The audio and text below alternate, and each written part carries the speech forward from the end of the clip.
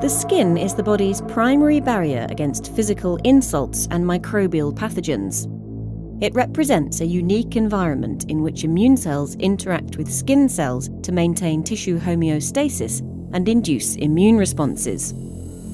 The skin is composed of epidermis, dermis, and a subcutaneous fatty region. Commensal bacteria, fungi, and viruses living on the skin have beneficial effects in the protection against pathogens and in wound healing.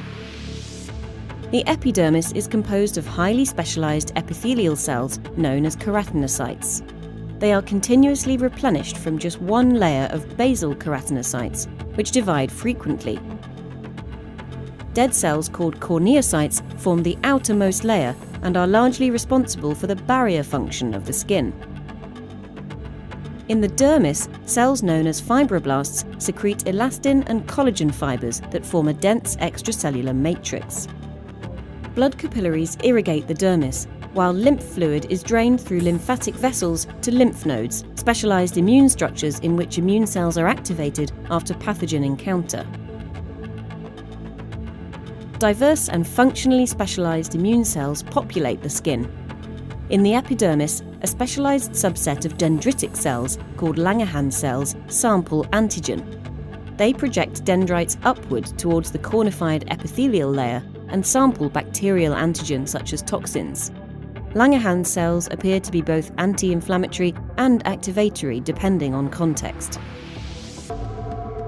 Dendritic cells in the dermis are highly efficient at capturing dead cells and presenting antigen such as viruses, other intracellular pathogens, or skin-associated self-antigen to T cells. If dendritic cells are the immune sentinels, T cells are the immune effectors. Healthy skin contains more than twice the number of T cells found in the blood.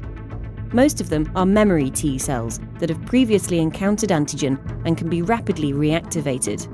T cells in the epidermis are mostly CD8 T cells, a subset that becomes cytotoxic and kill target cells upon activation. They're long-term residents in the epidermis, mostly disconnected from the circulation.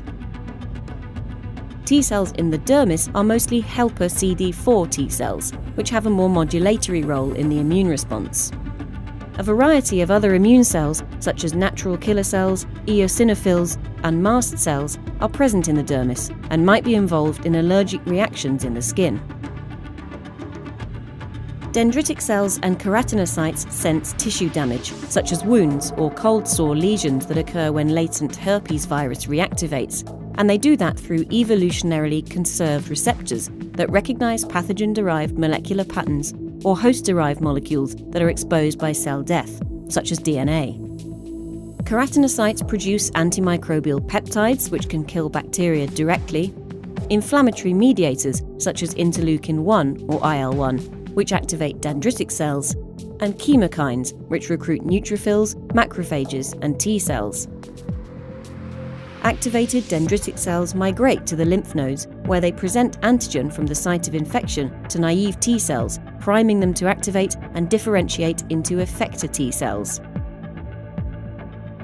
Activated T cells return to the skin and kill infected keratinocytes to control viral infection or secrete signals that recruit additional immune effector cells. Following viral clearance, memory CD8 T cells persist in the epidermis to provide immunity for future encounters with the same virus. Immune responses can become dysregulated and cause skin disorders such as psoriasis or atopic dermatitis. Psoriasis is a lifelong inflammatory skin disease characterized by scaly reddish plaques. A combination of environmental and genetic factors confers susceptibility to the disease. Physical injury or inflammation can trigger the formation of an acute lesion. The antigenic trigger is unknown, but current models propose that stressed keratinocytes might release self-DNA, which in complex with an antimicrobial peptide activates dermal plasmacytoid dendritic cells to secrete high amounts of the antiviral mediator interferon. Together with pro-inflammatory IL-1 alpha released by stressed keratinocytes, interferon activates dermal dendritic cells to promote T cell differentiation. The earliest recognizable change in the affected skin is the accumulation of T cells and dendritic cells around blood vessels in the dermis.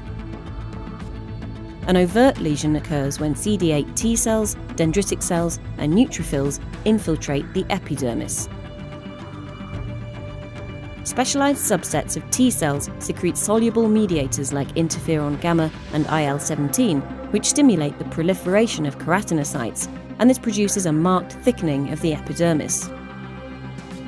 Signals from the proliferating keratinocytes act as chemoattractants for infiltrating neutrophils.